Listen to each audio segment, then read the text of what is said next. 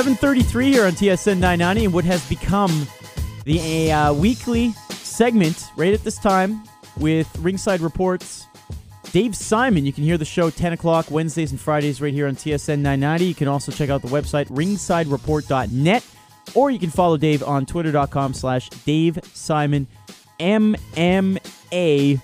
What's going on, Dave? Oh, yeah. Forgot about the wrestling show. We had Tatanka on last night. Tatanka. That's awesome. It was pretty cool. Mokan, no comment? Usually when wrestling's brought up, you have like an anecdote of some sort. Tatanka in the SummerSlam 1994. Here you go. Thank you. As you brought up with them, that was one of the best story angles because Lex Luger, for those who watched wrestling back in that era, many thought he would have joined the $1 Million team led by Ted DiBiase. And so everyone thought Luger was going to turn, and then Tatanka turned on Luger and joined the $1 Million team. That was when wrestling was at its peak. And it broke my heart. Like I said to Tatanka. Man, Mo listened to the interview. I'm impressed, Mo. Yeah, man. It was one of the best angles ever in WWF history then. It was known as that. Yeah, no exaggeration, right?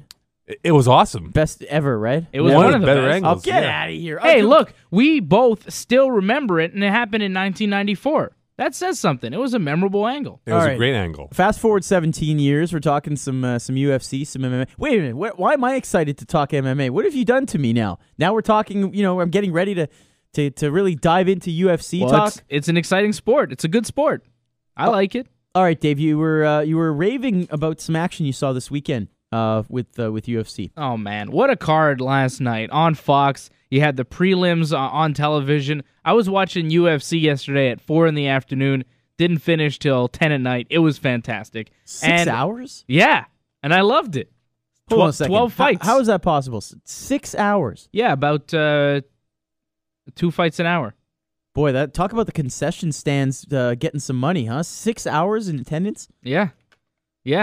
I've Where did sat this through take those place? UFC shows in Jersey, New Jersey, at Wow. the Izod Center. Wow. That's unbelievable. That's a standard for UFC. I mean, I didn't realize it was 6 hours. Yeah, well, if you go to the shows, usually they start at like 5 o'clock and they don't end till about, sometimes, I guess they start, first fight is usually on a pay-per-view at 6 o'clock and it doesn't end till midnight. So yeah, it's a standard 6-hour thing if you're going for all 12 fights on the card. But you notice, like a lot of things, not everybody shows up for the first fight on the prelim, which was going down at 4 p.m. Eastern in New Jersey yesterday. So more people, showing up for the 6 and 7 o'clock, and then everybody was there for 8 o'clock when the main card on Fox started. GamePoints here on TSN 990 talking some MMA. What is Dave, the usual sort of amount of minutes between fights, and do they have any kind of entertainment going on normally? Or? There's music, and that's pretty much it. You Right. look around to see who's there, and there's not a lot to do between fights, but really, I guess it adds to build up too, though. Yeah, it does add to the build-up, and they show the videos of the next fight, and they have the little fighter interviews and stuff like that.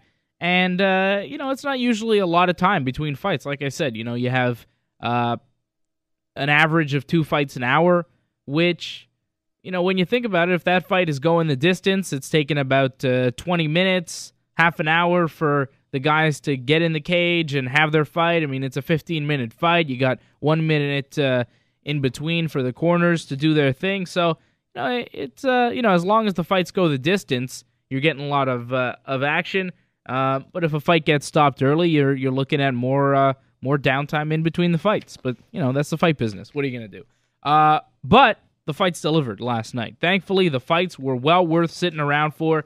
A lot of fun to watch. Nate Diaz looking unbelievable, dropping Miller with a straight left hand in the first round, giving a beatdown to Jim Miller in last night's main event, talking trash, taunting Jim Miller, and beating him up while he did it, getting a beautiful one-arm guillotine choke to submit Jim Miller. Jim Miller is a super tough guy that had never been finished in the UFC before, never been knocked out, never been submitted. He'd only lost 3 times, all via decision to some very tough guys in the current champion, Benson Henderson, the former champion, Frankie Edgar, and the former number 1 contender, Gray Maynard. So Nate Diaz joining an elite group of guys that have beat Jim Miller and showing that he is an elite himself, being the first guy to ever finish a very tough Jim Miller, who was minus 230, the favorite going into last night's fight. Diaz pulling off a huge victory and earning himself a title shot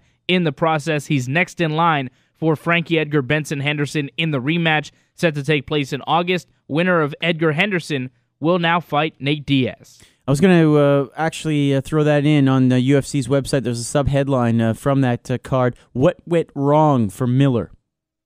He got beat up. He got outstruck. And what went wrong for Jim Miller was basically he wasn't as good a boxer as Nate Diaz is. Nate Diaz showed that he is one of the best pure boxers in mixed martial arts. Nate Diaz is a guy that keeps getting better and better and better. He's only 27 years old. He's been fighting since 2004.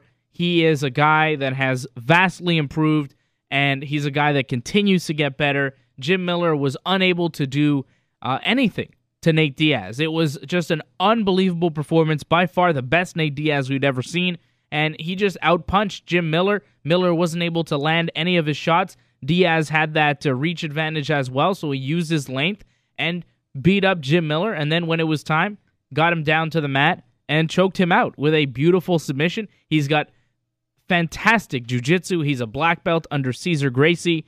The guy is extremely well-rounded and tremendously skilled in all aspects of mixed martial arts. What happened for Jim Miller last night? He was outclassed by Nate Diaz.